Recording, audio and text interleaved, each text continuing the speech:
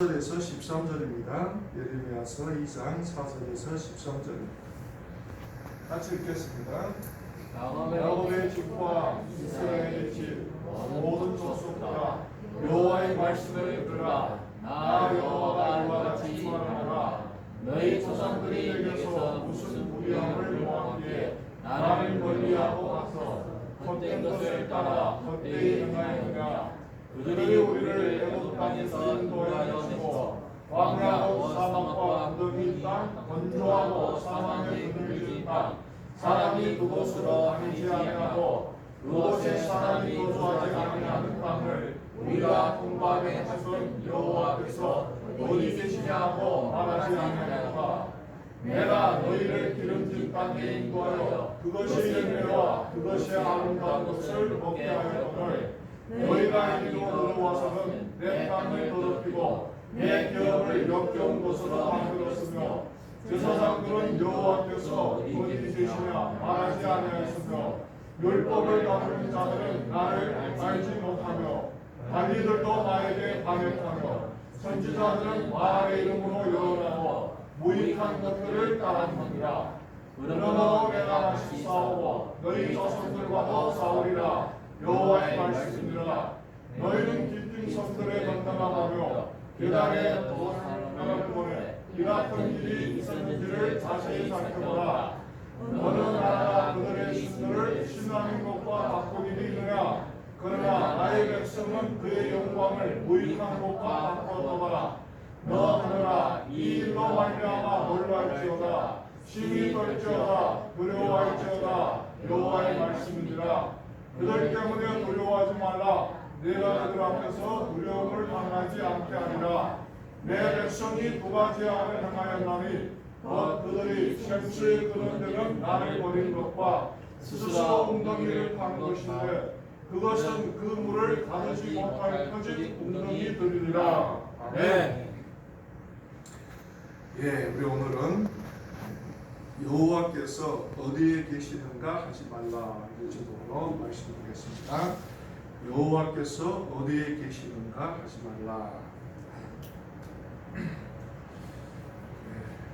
얼마 전에 미국에서 경찰관이 도둑질을 하고 도망치는 흑인 젊은이를 무릎으로 목을 눌러서 질식하여 숨지는 사건이 일어났습니다. 그것이 계기가 되어가지고 흑인 폭동이 미국 여러 주에서 일어나서 무자비한 강탈, 살인, 많은 하지 말아야 될 위협적인 행위를 진행을 했습니다. 요즘에는 많이 즘즘해지는 것 같은데 과연 어떤 방향으로 흘러가는지는 아직도 미개됩니다. 근데 그 야후에는 항상 백인 사회에서 열등의식을 가지고 살았던 흑인들이 평등한 대우를 받지 못했던 흑인들이 그 사건이 심지가 돼가지고 마음속에 수년 동안 지어는 수십 년 동안 지어는 수백 년 동안 마음을 눌러왔던 원한들이 순간 폭발돼가지고 동등한 대우를 받기를 원했고 동등한 물질적인 풍요를 누리기를 원했던 게 그들의 마음이었던 것 같습니다. 오늘 전 세계를 한번 살펴보면은 거진 자본주의 시장 경제로 말미암아 모든 나라들이 경제 성장만 우선순위로 돌리고 있습니다. 그래서 나라가 어떤 짓을 하든지 관계가 없이 대통령이 출마를 하려면 국민들하고 약속하는 제일 조건이 국민 경제 성장을 이루어가는 겁니다. 그것보다 더 중요한 게 없습니다. 내가 너희들을 더 잘 살게 만들어줄게. 내가 너희들이 더 많은 돈을 벌 수 있는 대통령이 되어줄게. 이런 식으로 서약을 하고 대통령에 출마를 하는데 대통령이 아무리 인격적이고 아무리 정치를 잘한다 해도 경제 성장을 이루지 못하면 국민들로부터 외면을 당합니다. 한국도 그런 상황인 것 같습니다. 정치를 얼마나 잘하는지는 잘 모르겠지만은 여하튼 코로나 위기도 위기지만은 한국 경제 성장이 별로 이루어지지 않다 보니까 국민들이 원한이 많이 쌓여져 있습니다. 오히려 코로나가 그런 국민들 원한의 도피성이 돼가지고 대통령이 그래나마 정치를 할 수 있는 계기가 되었던 것 같습니다. 제가 이렇게 보니까 아니었다면은 벌써 공화문에 촛불 시위가 서너 번 일어나지 않았겠느냐 생각이 됩니다. 그래서 우리가 생각하는 최대 강대국으로 여겨지는 미국으로부터 시작해가지고 또 우리가 몸도 않고 살았던 중국이라는 나라도 그렇고 또 그 주변에 발전 중에 있는 제3세계 모든 나라들이 너나 나나 할 것 없이 경제 성장에 초점을 두고서 수단과 방법을 가리지 않는 거예요. 그러다 보니까 인간들의 욕망을 극적으로 부풀어가지고 이 세계가 얼마나 여러분들 많은 문제들이 일어나고 있는지 모릅니다. 거기에는 윤리도덕도 없고 거기에는 질서도 없고 거기에는 지어는 여러분들 자연적인 어떤 생태까지도 인간의 욕망을 채워가는 수단으로 질서를 깨고 살아가다 보니까 인간들이 누리는 물질적인 풍요로움보다도 어마어마한 대가를 치르며 살아갈 수밖에 없는 겁니다. 이제는 여러분들 사회가 분노하고 사람이 분노하는 게 아니라 자연이 분노하고 있는 겁니다. 자연이 정상적인 질서 속에서 조화를 이루어져 가야 되는데 인간이 지나치는 탐욕 때문에 너무 생태계를 파손하는 것 때문에 어마어마한 위기가 오늘날 인간들에게 다가오고 있는 겁니다. 요즘 중국의 남방 지역에 장마철이 되어서 한 달 내내 비가 온다는 거예요. 보니까 광서, 귀주, 운남, 사천, 호남 이 지역에 홍수 피해가 심각한데 뭐 매년마다 일어나는 일이니까 중국 사람들은 뭐 그런가 보다 하고 다 지나갑니다. 또 급작스러운 경제 성장 때문에 도시 건설은 겉으로 보기에는 휘황찬란하지만은 밑으로 하수도 공정을 제대로 하지 못해가지고 20분, 30분 갑작스레 폭우가 내리면은 하수시설이 그 어마어마한 물을 받아 못 들여가지고 뭐 차가 잠수되고 지어는 여러 가지 인명 피해까지도 봐야 될 그런 상황들이 우리는 매년마다 겪습니다. 그 별로 큰 일도 아닙니다. 제가 사는 동네도 비가 좀 크게 오면은 헤엄칠 정도로 가슴까지 물이 막 넘쳐납니다. 매년마다 경험하는 일이다 보니까 그때는 어떻게 하나 피해가지고 잘 지나가지 않으면은 차가 그냥 물에 잠겨버려가지고 저 얼마나 이 어려움을 당하는지 모릅니다. 그런데 거기까지는 괜찮다는 겁니다. 중국에 세계적으로 잘 알려진 삼엽댐이 있지 않습니까? 그게 이제 깨지면은 그 밑으로 사는 여러 개 섬이 물바다가 돼가지고 5억 명 가까이 되는 사람들의 생명에 위협을 줄 수 있다는 겁니다. 근데 한 달 내내 비가 오니까 그 어마어마한 지류에서 물이 삼엽댐에 흘러 들어가가지고 물수위가 이미 홍수 그 수위를 넘어간 겁니다.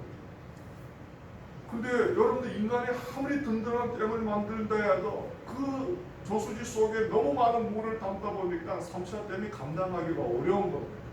그래서 요즘에 삼샤댐 붕괴설이 막 일어나가지고 하루에 있는 사람들이 굉장히 두려워서 떨고 있었고 또 정부는 삼샤댐을 지키기 위해서 왜냐하면 그 댐에서 하루에 수력 발전으로 나오는 전기가 어마어마한 돈을 벌어들입니다. 돈을 찍어내는 기계보다도 돈을 더 빨리 벌어들여오는 겁니다. 그러니까 정부 차원에서는 그걸 부수고 생태 그 자체를 회복시킬 수가 없습니다. 그러니까 그 어마어마한 물이 삼샤댐에 위험을 주니까 삼샤댐을 열어버립니다. 여러 번에서 방수를 했는데 그 어마어마한 물이 하류로 내려가다 보니까 원래 비로 인해서 홍수 어려움을 받고 있는 곳에 댐을 열어놓아서 그 물이 방출되니까 밑에 있는 하류 지역에는 많은 곳이, 특별히 바로 그냥 연결된 이창이라는 지역은 아예 그냥 홍수에 그냥 다 잠겨져 버렸어요. 그래도 뭐라고 말을 못합니다. 그런 어떤 위험을 감수하는 어려움을 오늘 이 시대가 우리가 경험을 하고 있는 거예요. 왜냐하면 인간이 지나친 욕망을 채워가기 위해서 인간의 자연의 질서까지도 파괴하다 보니까 그게 인간이 치르는 대가는 상상할 수 없는 겁니다. 그게 아마 오늘 이 시대를 살아가는 우리의 근본적인 문제가 아니냐 싶습니다. 저는 이제 자본주의의 미래라는 책을 읽어본 적이 있는데 한 10년 더 되는 것 같은데, 자본주의의 미래는 망하는 것밖에 없다, 이렇게 이제 책을 썼는데, 물론 우리는 육신의 그 욕망을 채워주니까 너무 매력이 있고 너무 좋은 것 같은데, 결국에는 그게 우리 여러분들 삶을 파괴하고 생태계를 파괴하고 결국에 인간을 몰락으로 끌고 가면 원인이 될 수 있다는 것을 사람들은 모르고 있다. 무서운 겁니다. 사실 물질주의라는 것이 우리가 지나친 육적인 향수를 누리며 살아가는 것이 그게 인간이 추구해야 될 근본적인 목표가 돼서는 안 된다는 겁니다.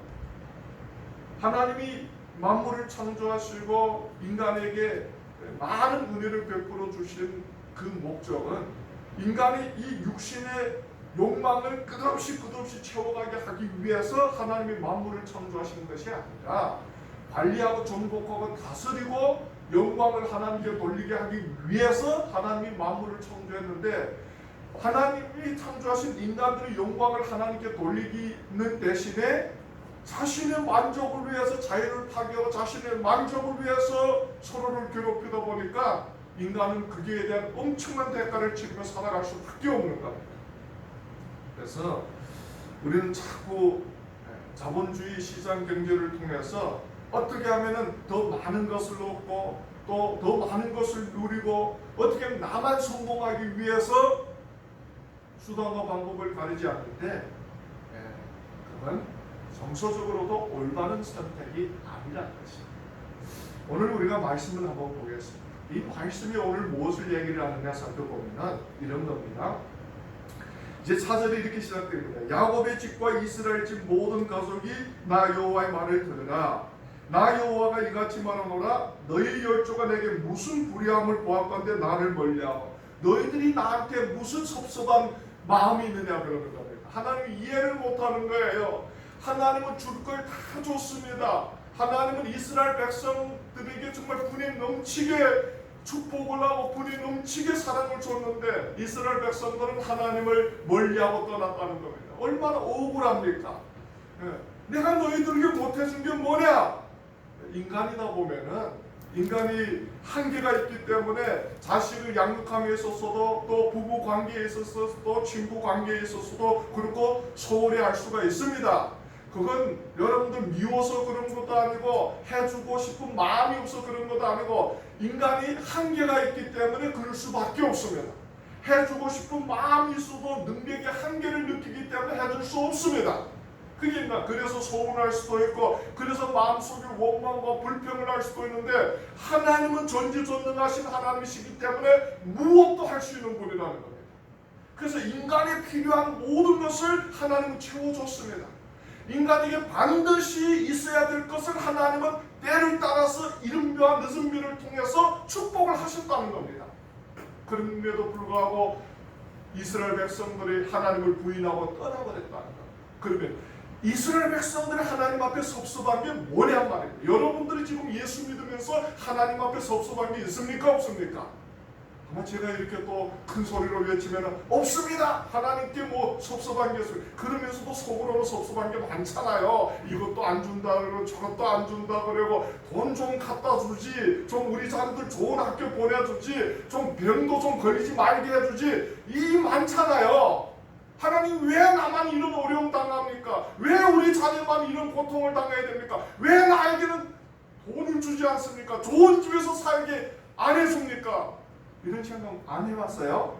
여러분들이 지금 사는 그 삶의 환경에 충분히 만족하고 여러분들이 자녀들이 상태 또 여러분들이 겪어가는 그 어려운 문제에 충분히 하나님 안에서 만족하며 삽니까? 그러세요? 아니, 그럼 다 성자들이죠. 성자. 천사가 와서 여러분들 보고 대단합니다 이러지 않겠습니까? 그렇지 않단 말이에요. 우리는 여러분들 뭐 큰 문제는 제쳐놓고 이 하루를 사는데도 얼마나 우리는 원망 불평하며 삽니까?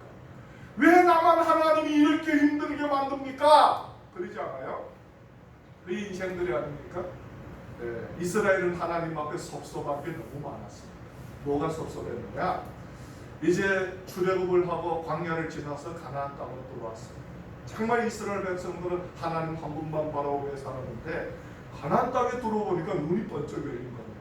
아이고, 우리는 하나님 믿는다는 게 하나님 믿지 않은 사람들보다도 비리비리하게 사니까 자기들이 사는 꼴이 말이 아닌 겁니다. 이게 완전히 그냥 이 가나안 땅에 들어와 보니까 이 바알을 섬기는 사람들은 으리으리한 별장에서 사는데 자기들은 초가집에서 산단 말이에요.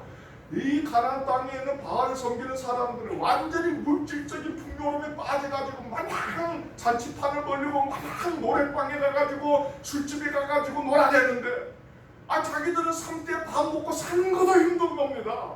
그래서 하나님 앞에 외쳐요. 주님, 우리 해준 게 뭡니까? 우리가 기껏 주님 믿어봤자 우리 인생에 잘된 게 뭐냐? 그러는 겁니다. 그러면서 어떻습니까? 불평하고 원망하는 데까지 가면 괜찮겠는데 가난한 사람들은 물어본 겁니다. 야, 너희들은 어떻게 이렇게 잘 살 수 있느냐? 그러니까 가난한 사람들이 이스라엘 백성들 어디로 끌고 갔겠습니까? 바알 신전으로 끌고 가는 거예요. 너희들도 잘 살고 싶으냐? 그러면은 바알 신에게 가가지고 제사 드리라는 거예요. 바알 신에게 가서 제사 드리면 바알 신이 너희들을 축복한다는 거예요. 야, 이게 얼마나 매력적이고 유혹적입니까? 그렇지 않아요? 우리가 예수 믿으면서 하나님 말씀대로 살려고 노력했는데 별로 삶에 바뀐 게 없어. 뭐 되는 일이 없어요. 근데 누가 와가지고 야, 어느 때인데 아직도 예수 믿느냐? 그렇게 믿다가는 밥도 못 먹겠다. 땅에 가서 거짓말도 하고 사기도 쳐먹고 뭐 주인도 생각나면 1년에 도금 갔다 오고 이래야 되지. 그래가지고 밥이나 먹겠느냐? 그러면 어찌입니까? 귀가 펄쩍 열리는 거예요. 그래서 세상에 마음이 빼앗겨서 한 번, 두 번, 세 번 하는데도 옛날 같으면 나쁜 짓 한 번 하면 하나님이 그냥 큰 길가 다니는데 차 사고가 나게 만들고 아니면 그냥 때려가지고 병원에 가 누워있게 만들 것 같이 생각을 했는데 나쁜 짓 한 번, 두 번 했는데 별일이 없는 거예요. 이게 괜찮네 이거? 하나님이 별로 뭐 이 많은 사람들 중에서 다 뭐 나 혼자 나쁜 짓 하는 것도 아닌데 뭐 하나님이 내가 나쁜 짓 하는 것까지 기억하실까? 그거 보면 어찌입니까? 점점 하나님과 멀어지는 거예요. 이스라엘 백성들이 그거에 너무 섭섭한 거예요. 하나님 우리가 가나안 땅까지 왔는데 이게 뭡니까? 하나님 믿는 백성이 이게 뭡니까? 여러분들 놀라운 건 그겁니다. 우리가 잘 살든 못 살든 어떤 위치에 있든지 중요하지 않습니다. 하나님은 그 위치에서도 우리가 주님 앞에 진실하고 정직하게 살면 하나님의 영광을 드러내겠다는 겁니다. 그 위치에서도 하나님이 들어서 우리를 사용하겠다는 겁니다. 그게 중요한 거예요. 우리는 꼭 성공하고 높은 위치에 가고 떠들썩하게 살아야 하나님의 영광을 드러내는 것처럼 생각하는데 그게 아니라는 거예요. 보잘것없는 인생도 하나님의 손에 사로잡히면 하나님이 그 인생을 들어서 세상을 부끄럽게 만들겠다는 겁니다. 그게 주님이 하시는 거예요. 우리가 구약에 보면은 다니엘서가 나오잖아요. 구약에 다니엘이 나오는데 어쩌다 보니까 자기의 실수도 아닌데 운명이 기박해가지고 한참 자랄 나이에 바벨론의 포로로 잡혀요. 노예로 잡혀갔단 말입니다. 노예로. 바벨론이 그 당시에 주변 나라를 다스려야 되기 때문에 한 나라를 침략을 하면 그 나라의 똑똑한 젊은이들을 가가지고 바벨론식의 공부를 시켜가지고 다시 각 지역으로 보내가지고 그 나라를 다스리게 만드는 겁니다. 그러니까 오늘날 여러분들 한국도 그렇고 중국도 그렇고 미국으로 가서 공부를 많이 하잖아요. 근데 미국에 가서 공부를 하는 것까지는 좋은데 미국에 가면은 단지 내가 배우는 공부만 하는 게 아니라 뭘 배웁니까? 미국의 이념을 배우는 거. 자유민주주의 사상을 받아들이게 된단 말이에요. 그리고 돌아오면 어찌입니까? 내가 사는 그 동네의 사상체계하고 다른 운동을 하는 거. 미국에는 그 사람들을 세워가지고 어찌입니까? 목적을 가지고 그 나라를 뒤흔들어 놓고 그 나라를 뒤집어 가지고 그 나라를 도와준다는 입장에서 민주화로 이끌어 주는데 최종적인 목적은 뭡니까? 결국에는 경제적 이익 관계가 발생을 하는 겁니다.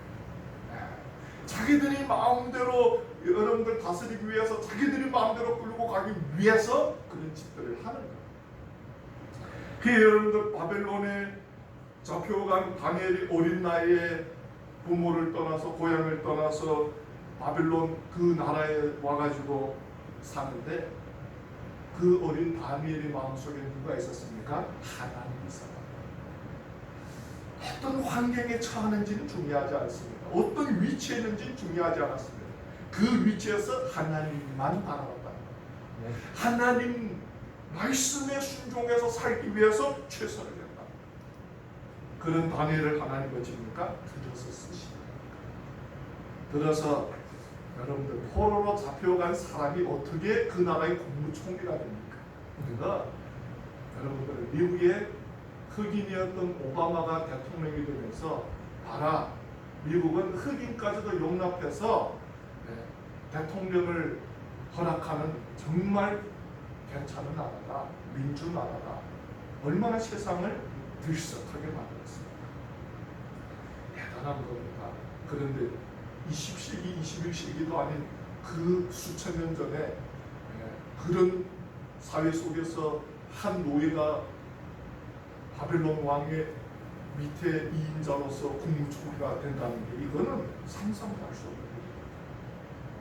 중국도 56개 소수민족이 사는데 여러분들 주류 통치 민족은 한족입니다.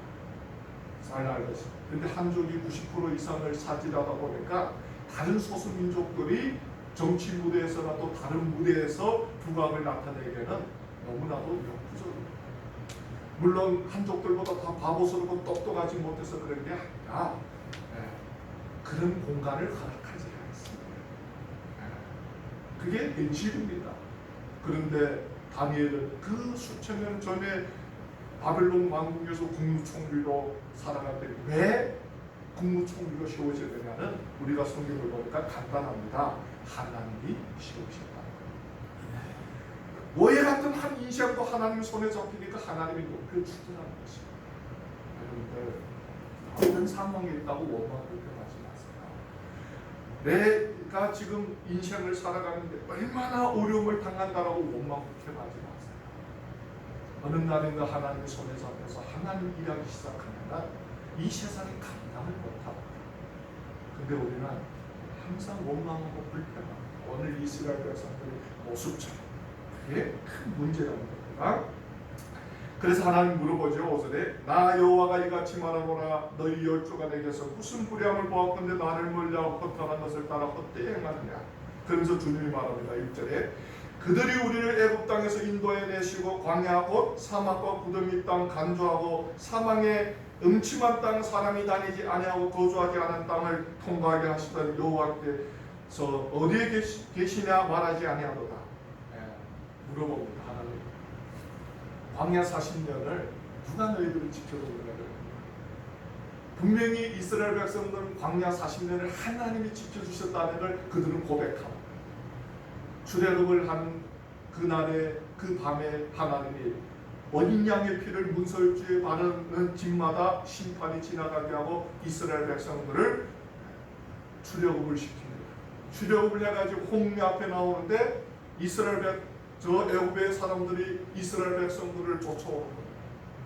그 당시에 철병거를 몰고서 쫓아오는데 완전히 그냥 문지를 읽으면서 쫓아오는 그 사람들 앞에서 도망쳐나온 이스라엘 백성들 간단히 그냥 다 녹아나는 공포를 느끼고, 그럴 때 이스라엘 백성들은 그들하고 싸우려는 욕망도 없습니다. 자기들은 싸워서 이길 수도 없다는 걸 알기 때문에 그렇습니다.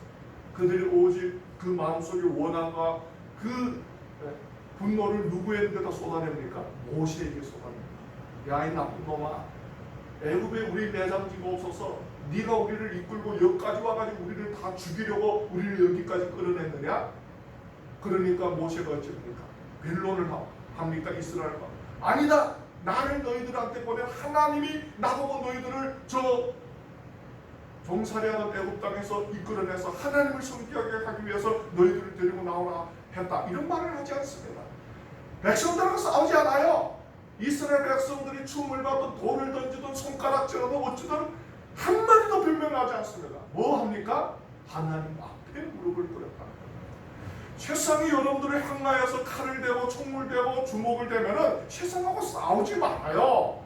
세상하고 싸워서 세상을 설득할 것 같습니까? 설득 못합니다. 여러분들 세상을 이해시켜가지고 나 괜찮은 사람이다, 나 좀 받아달라, 세상이 받아줄 것 같습니까? 안 받아줍니다. 세상은 우리를 넘어뜨리려고, 세상은 우리를 멸망시키고, 세상은 우리가 안 되는 걸 원합니다. 왜? 마귀가 역사하기 때문에 그렇습니다. 모세는 뭘 했습니까? 하나님께 무릎 꿇고, 하나님, 이 백성들이 저 애굽 땅에서 여기까지 인도했는데 이 백성들을 하나님 공별하게 주옵소서. 그러니까 하나님은 어찌합니까? 침묵하고 나를 모른다, 네 방식대로 하라, 이럽니까? 아니에요. 성경은 뭐라 그럽니까? 간절히 하나님을 찾는 자가 주님을 만난다고 했습니다. 그 어떤 상황 속에서도 주님 앞에 나갈 줄 아는 사람이 승리하는 겁니다. 그 어떤 어려움 속에서도 주님 앞에 부르짖는 사람이 하나님의 영광을 본다는 겁니다. 그 성경이 뭐라 그래요? 내가 나를 믿으면 하나님의 영광을 본다 그랬습니다. 모세는 그 위기 순간에도 하나님께 무릎 꿇었습니다. 왜? 하나님은 어떤 위기 속에서도 자기를 지켜줄 수 있다는 믿음이 있었기 때문에 그렇습니다. 그 믿음은 어디에서 시작됐습니까? 애굽의 10가지 재앙에서 시작된 겁니다. 첫 번째 재앙이 일어났을 때 모세는 두려워 회피하려고 했어요. 두 번째 재앙이 일어났을 때도 두려워했고, 세 번째, 네 번째, 다섯 번째 지나가면서 아, 괜찮구나, 세상이 뒤집어져도 하나님은 할 수 있구나, 이 믿음이 있었어요. 여러분들 이 세상이 아무리 뒤집어져도 하나님이 할 수 있다는 믿음이 있으면 두렵지 않습니다. 근데 코로나가 한번 오니까 두려워가지고 그냥 엉망진창이 돼버렸어요. 하나님 앞에 무릎 꿇은 모세가 하나님이 어찌합니까? 함께합니다. 모세야, 일어나서 네 지팡이를 들고 홍해를 내리치라고 했어요. 모세가 지팡이를 들고 홍해를 치니까 홍해가 갈라졌어요. 모세가 했어요? 하나님이 했죠. 우리는 다 알고 있지 않습니까? 모세는 뭐만 했습니까? 순종만 했다.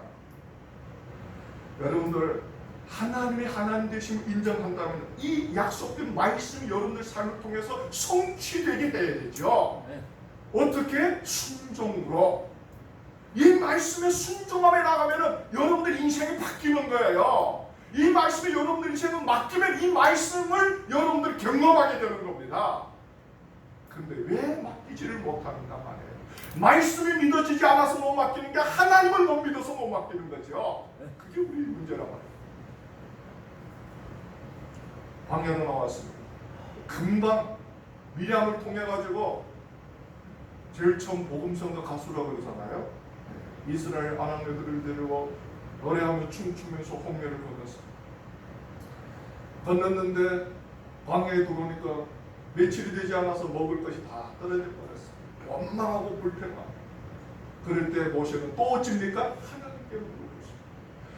이 40년 광야 속에서 수없이 이스라엘 백성들은 모세를 원망하고 불평하고 돌을 던지고 충고하고 했는데 모세는 그들하고 변론하지 않습니다. 한 가지만 했습니다. 하나님께로만 나갔다. 하나님께만 나가시래요, 여러분. 다른 짓 하지 마세요. 다른 짓 해봤자 사람하고 사람의 관계만 깨지고, 다른 짓 해봤자 서로 지간에 상처만 깊고 갑니다. 왜? 인간의 문제는 인간이 해결 못합니다. 아무리 원수가 악한 마음을 품고 우리에게 다가와도 우리가 그 마음 바꾸는 게 아니라 주님이 그 마음 바꿔줘야 됩니다. 21년 동안 마음의 칼을 품었던 에서도 야곱이 기도 속에서 하나님이 역사하니까 그 마음을 바꿔주는 겁니다. 근데 여러분들이 뭘로 바꾸려고 그럽니까? 꾀를 굴려가지고 선물 좀 줘가지고 그때부터 아무 의미 없어요. 사람 마음, 사람 못 바꿉니다. 주님이 바꿉니다. 기도하세요. 주님께. 주님, 내가 바꿀 수 없는 저 남편, 저 아내, 저 자녀들이 뭐 하나님 좀 바꿔주세요. 주님이 하셔야 되지. 왜 자꾸 우리가 하려고 그럽니까? 우리가 얼마나 보잘것없는 존재입니까? 그렇게 자신을 믿어요? 아무것도 못하는 존재들. 40년 동안 하나님이 그들을 지켜주는 그들이 뭐라 그럽니까? 6절을 보니까 여호와께 어디 계시나 말하지 아니하였도다. 그들은 40년 동안 하나님이 그렇게 그들의 걸음 속에 함께 하시고 그들을 축복했는데 가나안 땅에 들어오니까 그 40년 동안 하나님이 그들을 지켜줬음에도 불구하고 하나님을 잃어버렸다는 거예요. 오늘까지 하나님이 여러분들 인생을 지켜줬음에도 불구하고 우리가 하나님을 떠났다는 거예요. 하나님을 잃어버렸다는 겁니다. 그게 그냥 아니죠. 그래서 7절에 내가 너희를 인도하여 기름진 땅에 들어 그 과실과 그 아름다운 것을 먹게 하였거늘 너희가 이리로 들어와서는 내 땅을 더럽히고 내 기업을 가증히 만들었습니다. 네. 하나님이 가나안 땅에 보낼 때는 이스라엘 백성들과 약속을 했습니다. 언약의 관계입니다. 하나님과 우리 관계도 언약의 관계입니다. 네. 약속을 했는데 그 가나안 땅에 들어온 이스라엘 백성 언약을 파괴하니까 뭐라 그럽니까? 이 땅을 더럽히지 말고 이 땅에서 떠나가라. 내가 이 땅에서 너희들을 버리겠다. 그러면 하나님이 이스라엘 백성들 얼마나 기다려줬습니까? 예레미야서는 요시야 왕 후기부터 시작해가지고 유다 왕국이 망할 때까지입니다. 네, 그때까지. 네, 예레미야가 685년 정도에 이제 이집트에서 순교했습니다. 네, 부르심을 받았을 때는 한 627년 정도의 부르심을 받아서 585년 정도에 가나안에 들어갔습니다. 40년 동안 사역을 했는데 그 중에 627년에서 622년까지 사역하다가 620년, 22년에 요시야 종교 개혁이 일어나면서 608년까지 침묵기를 지냅니다. 왜? 요시야 왕이 하나님 말씀대로 잘 하니까 그때는 하나님이 예레미야를 통해서 예언을 안 합니다. 그래서 한 14년 동안이라는 아주 침묵기가 있습니다. 선지자의 침묵 시대라 그러거든요. 그래서 608년에 다시 하나님이 예언이 시작합니다. 요시야 왕이 죽은 다음에 하나님이 다시 예레미야를 들어서 예언을 하는 겁니다. 그래서 예레미야가 하나님 손에 잡혀가지고 이스라엘을 향해서 예언을 하는 겁니다. 그게 이제 지금 이 말씀인 거예요. 근데 이스라엘 백성들이 하나님 안에서 얼마 동안 은혜를 받았느냐 보니까 한 800년에서 900년 동안 하나님의 은혜가 가했습니다. 하나님이 한 사람 아브라함을 선택해가지고 아브라함하고 약속을 합니다. 너희 후손들이 애굽에 가가지고 430년 동안 종살이를 한다 그래가지고 야곱의 때에 가나안의 기근을 보내가지고 인간 보고 여러분들 가나안 땅에서 사는데 야 너 저 다른 동네 가가지고 살아라 그러면은 여러분들 부동산 다 팔아가지고 다른 동네 가서 살겠습니까? 안 살아. 절대. 그렇잖아요. 여러분들 중국에서 살만한 한국 가서 일하겠습니까? 아니라죠. 중국에 어려움을 주니까 가지 말라 해도 길을 쓰고 한국까지 왔잖아요. 그게 하나님의 방법인 겁니다. 하나님이 사용하는 방법은. 가나안 땅에는 이스라엘 백성들을 애굽으로 보내야 되겠는데 하나님이 어떻게 보냅니까? 가나안 땅에 기근을 보내니까 이스라엘 백성들 살 수 없어서 온 가족이 다 애굽 땅으로 이사를 가는 겁니다. 그게 하나님의 방식인 거예요. 여러분들 오늘 여러분들 인생이 여러분들 선택해서 여기까지 왔다고 생각하잖아요. 보내신 분은 주님입니다. 주님. 착각하지 마세요. 내가 조금 잘 살아보겠다고 온줄로 생각하고 내가 지혜롭게 선택해서 온줄로 생각했지만은 그 속에도 하나님의 아름다운 섭리가 있다는 겁니다. 그걸 모르니까 제멋대로 사는 거예요. 그걸 알아야 하나님이 나를 여기다 보내서 뭘 하기를 원하는지를 기도하고 그 뜻대로 순종하겠는데 모르니까 내 멋대로 사는 겁니다. 우리가 어떤 상황 속에서 어떤 모습으로 살든지 관계가 없이 그 속에서 주님의 뜻을 알고 순종만 사는 게 무엇보다 중요한 겁니다. 이스라엘 백성들이 아브라함 때부터 선택을 받아가지고 이스라엘, 야곱이 이스라엘이라고 이름이 바뀌어가지고 가나안 땅, 애굽 땅에 430년 동안 종살이를 하고, 그리고 모세라는 선지자를 통해서 그 종살이하는 이스라엘 백성들이 이끌고 출애굽을 해서 사사시대를 거쳐가지고 왕국이 끝나가지고 요시야 왕 이때까지 오기까지 수백 년이 지난 겁니다. 이 수백 년 동안 하나님은 끊임없이 이스라엘을 기다리셨고 또 이스라엘을 용서해줬고 이스라엘을 축복해줬는데 수백 년 동안 하나님이 그들을 사랑하고 축복줬음에도 불구하고 이스라엘 백성은 어찌입니까? 하나님을 거역하고 하나님을 원망하고 하나님이 없다 그리고 그게 이스라엘 백성이에요. 한 번, 두 번도 아니다. 수백 년 동안 하나님이 참으신 겁니다. 얼마나 분노하겠습니까?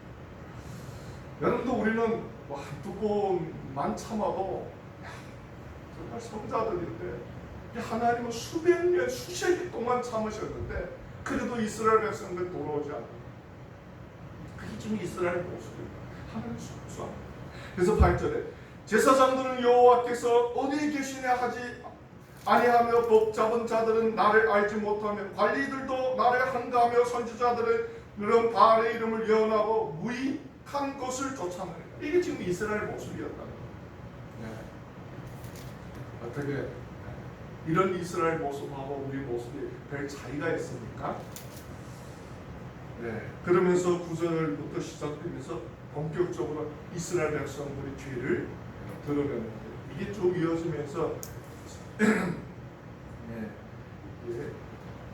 19절까지 8가지 죄를 하나님 밝혀내 변명할 수 없게 만드는 겁니다. 먼저 뭐가 나오는지 봅시다. 그러므로 내가 여전히 너희와 다투고 너희 후손과도 다투리라 여호와의 말이다. 이 다툰다는 거 우리하고 싸운다 얘기가 아닙니다. 하나님이 심판하겠다는 거예요. 뭐 인간하고도 다툴 일이 있습니까? 하나님이 네, 코로나 하나도 여러분들 감당하지 못해가지고 21세기 발전한 과학으로도 감당 못해서 하루에 오늘만 해도 21만 명 감염자가 나왔다고 해요. 어제일 거죠.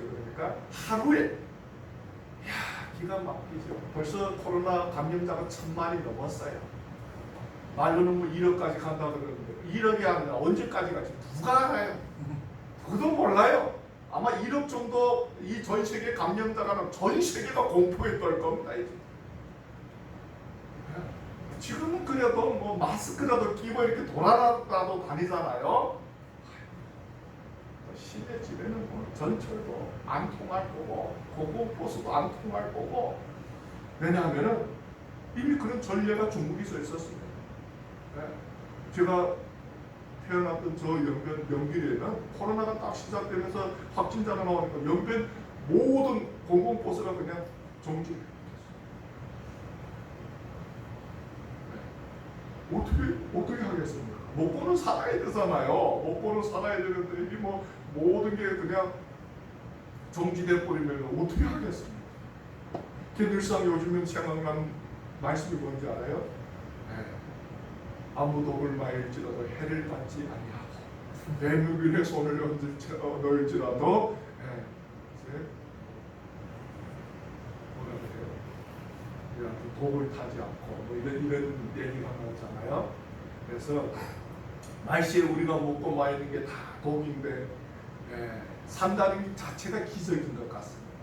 산다는 그 자체도 하나님이 함께하는 증거인 것 같습니다. 아니면 숨쉬고 사는 것마저도 이게 그냥 쉽게 이루어질 일이 아닌 것 같습니다. 그 요즘에 애를 낳는 사람들이 굉장히 마음속으로는 좀 불안합니다.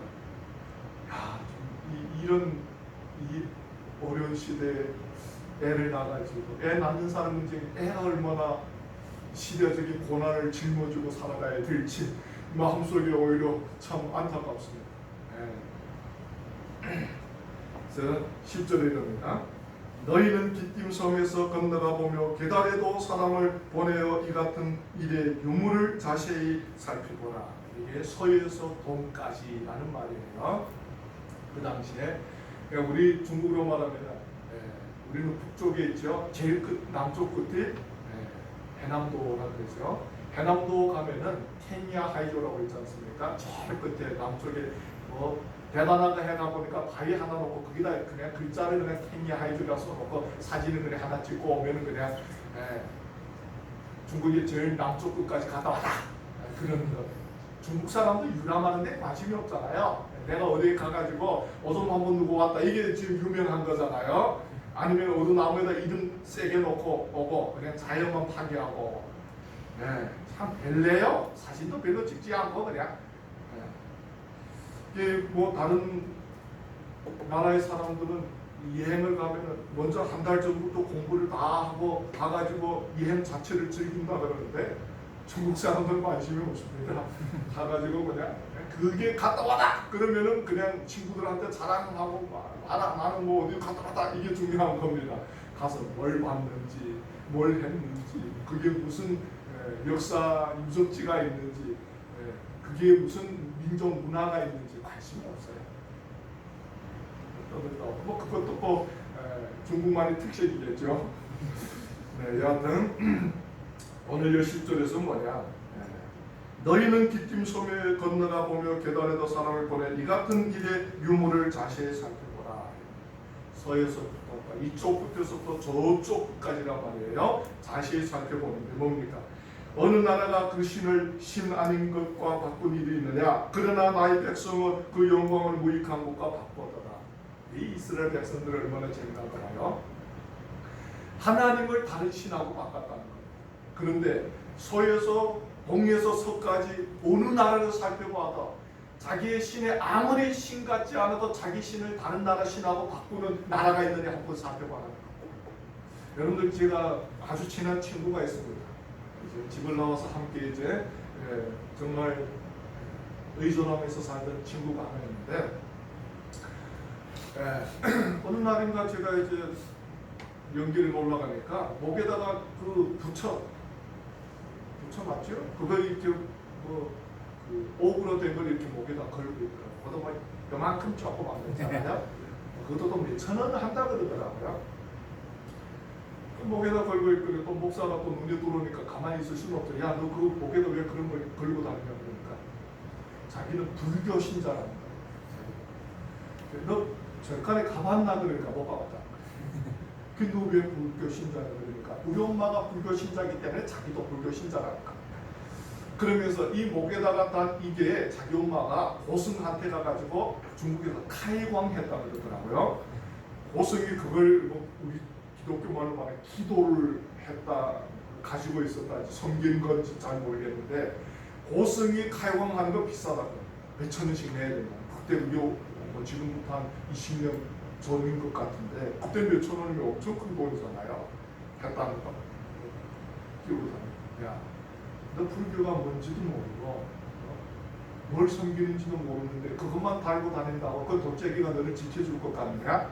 그러니까 우리 엄마가 자기를 대신해서 다 이 부처에게 드리기 때문에 자기는 이렇게 잘 된다는 거. 그래서 너네 집에는 부처를 모시고 사는 게 아니라 부처가 너네 집에 신바람 뿐이구나. 노예네. 그런 말 하면 안 된다. 하지 말라. 그러면서 야, 그 예수 믿어라. 그렇게 자기도 뭐가 뭔지도 모르는 걸 섬기지 말고 예수 믿어라. 그러니까 한 집에 두 신을 못 섬긴다. 한 집에 두 신을 섬기면은 복이 다 날아난다. 어디 가서 그런 소리를 듣고 와서 하는지 그 말해도 안 듣어. 안 듣는데 어려움이 있으면 뭐라고 하는지 알아요? 야, 나를 왜 기도해 달라는 거야. 내가 우스갯소리를 기도를 해주긴 해주는데 내가 기도하면 너네 부처 좋아하겠나? 그러면은 아이 부처한테 가서도 공해야 되고 예수님한테도 기도하면 더 잘 된다는 거예요.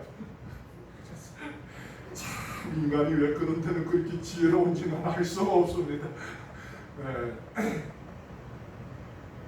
한낱 자기도 모르는 절간도 못 보고 부처가 뭔지도 모르고 불교 사상이 뭔지도 모르는 인간이 자기 부모가 그냥 돌덩이 옥을 갈아 만든 부처를 목에다 걸어줬다 해가지고 그걸 배신하지 않고 그렇게 격렬히 신앙을 지키며 살아가는데 하물며 우리는 예수 믿고 그리스도인이 됐다라고 고백을 하면서도 짬만 되면 그 하나님을 포기하고 도망쳐가지고 이방신에게 우리 마음을 팔아먹는 그런 모습이 참 이해가 되지 않습니다.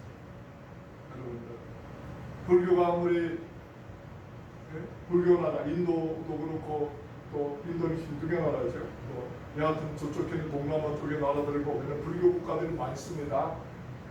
그런 나라들을 보면은 그들이 아무리 가난하고 힘들게 산다 해서 그들이 자기들이 신을 버리고 다른 나라 신을 받아들이고 사는 나라가 있습니까? 없어요.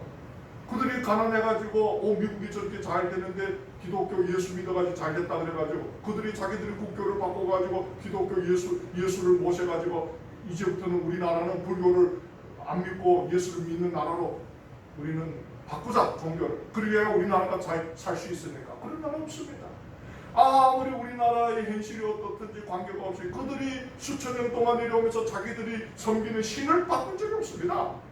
그런데 이스라엘 백성들이 하나님을 믿는데 여러분들 자기들이 믿는 신을 바꿔버리는 겁니다. 이런 파렴치한 인간이 어디 있겠는가 말입니다. 그 하나님 여기서 지금 말하는 거예요. 어느 나라가 그 신을 신 아닌 것과 바꾸겠느냐. 그러나 나의 백성은 그 영광을 무익한 것과 바꾸었다는 겁니다. 이게 이스라엘의 모습이라는 겁니다. 가나안 땅에 들어가 보니까 너무 하나님이 자기들에게 해준 게 없고 너무 섭섭한 것처럼 생각해가지고 가나안 우상을 가서 섬깁니다. 그러면서도 양심에는 가책이 있으니까 하나님을 버리지는 못하고 바알 신전 옆에다가 조그마한 이제 제단을 만들어 놓고 바알 신에게 가가지고 제사를 드리고는 하나님께 와가지고 분향을 또 하는 겁니다. 네. 저 이방신을 섬기는 사람들도 두 마음을 품지 않는데 어떻게 하나님을 믿는 사람들이 두 마음을 품고 사는가 말입니다. 그럼 오늘 우리는 다른가 말입니다. 우리는 왜 하나님을 믿는다 그러면서 두 마음을 품고 사는가 말입니다. 하나님 말씀에 올인해서 살아야 되는데 왜 자꾸 세상의 법을 쫓아가면서 세상의 방식으로 잘 먹고 잘 살려고 하는가 말입니다. 그게 하나님의 방식이 아닙니다. 얼마나 웃기는가 말입니다. 이 지금 예레미야 선지자를 통해서 이스라엘을 향한 말씀입니까? 오늘 우리를 향한 말씀이 아닙니까? 그 여러분들 이 말씀을 읽으면 가슴이 아픕니다. 어느 나라가 그 신을 신 아닌 것과 바꾸는 일이 있느냐? 그러나 나의 백성은 그 영광을 무익한 것과 바꾸다. 어제 우리 전도사님이 정말 한번 잠깐 나왔다가 우리 자매님 이옥순 자매도 있고 신천지 어쩌고 해가지고 마음이 굉장히 불안한 게 아프더라고. 그냥 한국에 이단이 많고 우리 동포들이 이단에 빠진 사람들 너무 많잖아요. 그런데 그게 지금 멀리 느껴지니까 근심스러우면서도 그래도 그렇게 피부에 와 닿지 않는데 가까이 정말 잘하는 사람들 삶에서 일어나니까 이 마음이 아픈 거. 왜? 아무것도 할 수 없잖아요. 정말 우리가 사랑하는 사람, 아는 사람, 가까이 지내던 사람이 이단에 빠졌는데도 우리가 그 사람도 설득한다 붙는 것도 아니고 우리가 말한다고 해서 그들이 변화되는 것도 아닙니다. 우리가 할 수 있는 게 아무것도 없어요. 뭐만 해요? 하나님께 기도하는 것 외에는 할 수 있는 게 아무것도 없습니다. 정말 그 영혼이 하나님 앞에 버림받은 자네가 아니라면 하나님이 어떤 방법으로든지 그 인생을 돌과시우고 끌어올 겁니다. 근데 그때까지 우리가 할 수 있는 것은 주님 앞에 기도하는 거에 할 수 없어요.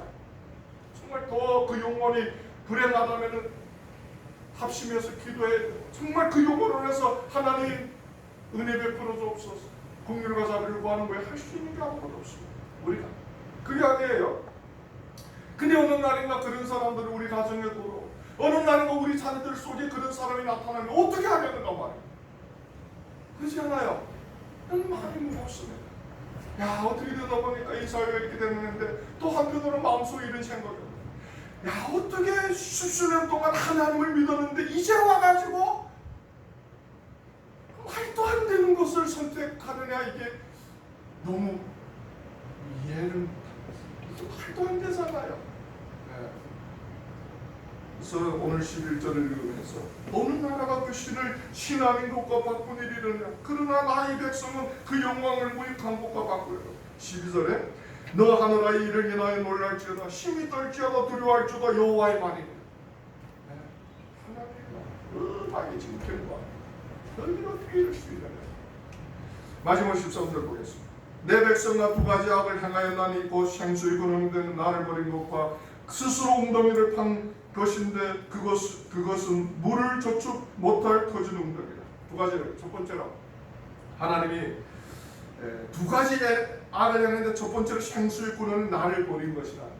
예수님이 하루는 사마리아 땅을 신방을 가셨는데 그때 한참 조모라 더운 이제 시간이어서 우물가에 앉아서 우물을 보려고 하는데 우물을 먹을 수 있는 그릇이 없으니까 앉아있는데 그때 사마리아 여인이 물길로 왔다가 예수님이 사마리아 여인에게 나에게 냉수 한 그릇 떠달라고 그래요. 우물에서. 그러니까 여자가 유대인들은 우리하고 상종하지 않는데 랍비요 왜 나한테 물을 달라고 그러니까. 근데 예수님이 이상한 소리를 하죠. 내가 누구인지를 알았더니 나에게 구하여 나를 믿는 자는 그 배에서 생수의 강이 흘러넘치리라. 생수는 어디에 있느냐? 예수 안에 있다는 거예요. 하나님 안에 있다는 거예요. 하나님이 우리 가운데 있으면 그 안에서 생수의 강이 흘러넘친다는 겁니다. 무슨 말입니까? 그 안에서 진정한 자유가 있고 그 안에서 진정한 평안이 있고 그 안에서 하나님이 우리를 지켜주시고 우리에게 은혜를 베풀어 주시고 우리를 축복해 주신다는 것입니다. 그 하나님 한 분만 모시고 살면 됩니다. 우리는 그 하나님 안에서 우리가 우리 구할 것을 구하고 우리 문제를 내려놓고 그 안에서 하나님이 인도하시면 구하면 됩니다. 나 요즘 너무 힘들다. 나 요즘에 친구 관계가 힘들고 요즘에 자녀 관계가 힘들고 부부 관계가 힘들고. 그러면 하나님께 나아가요. 하나님께 나아가지고 구하세요. 그러면 하나님이 나도 모른다 안 들읍니다. 하나님 우리에게 지혜를 주고 우리에게 그 문제를 해결할 수 있는 하나님의 능력을 주는 겁니다. 그래서 하나님 뭐라 그래요? 너가 내 안에 내 말이 너의 안에 하면 원하는 대로 구하라. 그래야만 이루어지신다. 하나님께 나아갔어요. 하나님께 나아가는 길만이 지름길이라는 거예요. 그런데 오늘 여기서 보니까 너희들이 생수의 근원을 버렸다는 거예요. 하나님을 버렸다는. 두 번째로 스스로 웅덩이를 판 것인데 그것은 물을 쫓지 못할 터진 웅덩이를 팠어요. 여러분들 그 지역 고대 금동 지역에는 지금도 우리가 제가 이제 20년 전에 중국의 서부 지역에 이슬람권에 우물 파주는 사역을 한 적이 있습니다. 초기에 하나 파는데 1,500원이었어요. 근데 거기에도 물이 없습니다. 물이 없어서 어떻게 하느냐? 우물을 깊이 팝니다. 보통 한 15m 파거든요. 파는데 그러면 15m 파면 물이 나오면 물이 안 나옵니다. 물이 없어요. 거기는. 그러면 깊이 우물을 파가지고 이제 비가 오거나 혹은 눈이 녹으면은 옆에는 물이 거기 파니까 물이 거기로 이제 흘러 들어가는 겁니다. 그러면 그 물이 모였다가 그걸 흙을 가라앉히고 그 물을 먹습니다. 네. 지금은 수도가 모여가지고 사람 안 먹고 뭘 짐승들을 먹입니다. 근데 여러분들 여기 지금 이스라엘은 어떤 곳이냐? 거기에는 여러분들 이 물이 없는 땅이지 않습니까? 그래서 우물을 깊게 팝니다. 깊은 곳은 뭐 수십 미터 된다고 합니다. 그런데 여러분들 이 매년마다 그 물이 잠기게 하기 위해서 그 우물의 벽을 진흙으로 바른다고 그럽니다. 그래야 그 안에 물이 고이는 거예요. 그 진흙을 안 바르면은 물이 다 다른 데로 스며 나가는 겁니다. 너무 많은 땅이기 때문에. 그래서 우물을 파가지고 그 우물벽을 다 진흙으로 발라서 물이 흘러 들어오면 물이 빠져 못 나가게끔 그게 모이게끔 우물을 만드는 겁니다. 근데 오늘 여기서 보니까 물이 뭐라 그럽니까? 스스로 웅덩이를 판 것인데 그것은 물을 쫓지 못한 터질 웅덩이라는 겁니다. 무슨 말이에요? 진흙을 바르지 않아가지고 물이 모여지질 않고 혹시 우기가 와가지고 비가 오면은 거기에 흘러 들어오는 게 아니라 흘러 들어온 물이 다른 데로 다 빠져나간다는 말. 그래서 하나님은 뭡니까? 스스로 웅덩이를 팠다는 거예요. 생수의 근원이신 하나님 안에 거하는 게 아니라 스스로 자기들의 인생을 지켜가려고 하는데 결국에는 자기 인생을 자기들이 지킬 수 없다는 거예요. 내가 내 지혜로 여러분들 물질을 구하고 내가 내 지혜로 내 인생을 만들어 가는데 뭡니까? 다 다른 사람에게로 흘러간다는 거, 다 빼앗겨진다는 거. 우리가 우리 스스로 지킬 수 있는 힘이 없다는 거.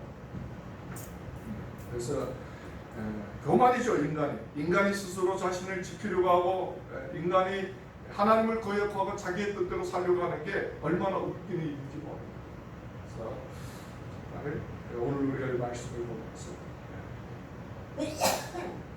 하나님이 어디에 계시느냐 그러면서 원망을 표현했던 이스라엘 자녀 그리고 하나님이 살아 계신 그 자체를 거역하고 사는 그런 삶을 살아서는 안 됩니다.